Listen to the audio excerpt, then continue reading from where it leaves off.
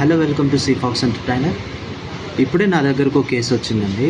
Aadhaar card cancel అయింది. వీళ్ళది Aadhaar card cancel అయింది. అంటే ఏం చేశారంటే ఆధార్ కార్డు వీళ్ళది క్యాన్సిల్ అయిందని చెప్పేసి ఆధార్ సెంటర్కి వెళ్తే ఆధార్ సెంటర్ వాళ్ళు 2-3 సార్లు బయోమెట్రిక్ అప్డేట్ చేశారు. అవి కూడా అప్డేట్ అవ్వలేదు. ఇక్కడ నుంచి పర్కాల్ ఏరియా వీళ్ళది. పర్కాల్ నుంచి మళ్ళీ ఇక్కడ అవ్వదు, హనంకొండకి వెళ్ళి దిగండి అని చెప్పారు. హనంకొండకి వెళ్తే 2-3 ఆధార్ సెంటర్లు 2-3 దిగిన తర్వాత కొన్ని రోజుల తర్వాత అది అవ్వట్లేదని చెప్పి లాస్ట్లో ఒక ఆధార్ సెంటర్కి వెళ్తే వాళ్ళు ఏం చేశారంటే మీ ఆధార్ కార్డు క్యాన్సిల్ అయిపోయింది, మళ్ళీ కొత్త ఆధార్ కార్డు తీసుకోవాలి. పాత ఆధార్ కార్డు క్యాన్సిల్ అయింది, కొత్త ఆధార్ కార్డు తీసుకోవాలి, కొత్త ఆధార్ కార్డు దింపాలని చెప్పి అబ్బాయి దగ్గర 10th అయిపోయిందండి. అబ్బాయిది ఎస్ఎస్సి అయిపోయిన అబ్బాయికి మళ్ళీ కొత్త ఆధార్ కార్డు దింపడం జరిగింది. కొత్త ఆధార్ కార్డు దింపిన తర్వాత ఆధార్ కార్డు వచ్చిందా రాలేదా అని చెక్ చేసుకోవడానికి నా దగ్గరకు వచ్చాడు. సో నా దగ్గరకు వచ్చినప్పుడు దాన్ని చెక్ చేసినప్పుడు అది మనకు చెప్పింది, అది సిస్టమ్ మనకు చెప్పేది ఏంటంటే ఆల్రెడీ అబ్బాయికి వేరే ఆధార్ కార్డు ఉంది అనేది, మనకి వేరే ఎన్రోల్మెంట్ ఐడి ఉంది అని చెప్పి చెప్తుంది.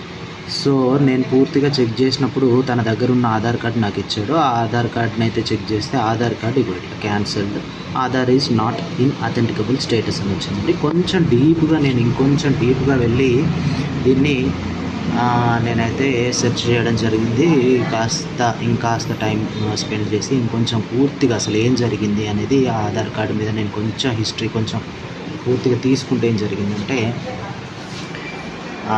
అబ్బాయి వాళ్ళ తల్లిదండ్రులు ఏం చేశారంటే చిన్నప్పుడే అబ్బాయికి 2 ఆధార్ కార్డులు దింపారండి. డబల్ ఆధార్ కార్డు, ఒక ఆధార్ కార్డుతో పాటు మళ్ళీ ఇంకొక ఆధార్ కార్డు దింపడం జరిగింది.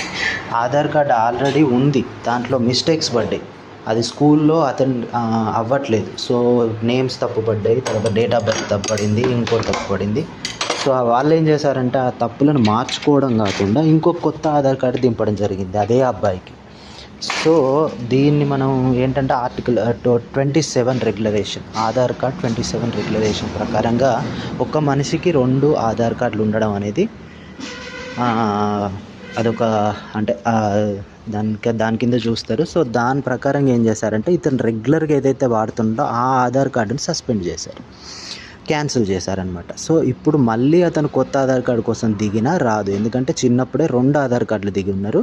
ఆ చిన్నప్పుడు ఏదైతే దిగి దాన్ని వాళ్ళు వాడకంలో పెట్టలేదు, ఆ ఆధార్ కార్డు నుంచేసి ఇప్పుడు ఏదైతే వాడుతున్నారో ఆ ఆధార్ కార్డుని సస్పెండ్ చేశారు. ఈ ఆధార్ కార్డు వచ్చేసి ఎస్ఎస్సి మెమో మీద కూడా వాళ్ళకి ఎస్ఎస్సి మెమోలో కూడా ఇంక్లూడ్ అయింది. ఇప్పుడు ఈ ఆధార్ కార్డు ఇంక్లూడ్ అయిన తర్వాత ఇప్పుడు అతనికి ఆ ఆధార్ కార్డు సస్పెండ్ అయింది, క్యాన్సిల్ అయింది. ఇప్పుడు ఆ ఆధార్ కార్డుని తీసేశారు.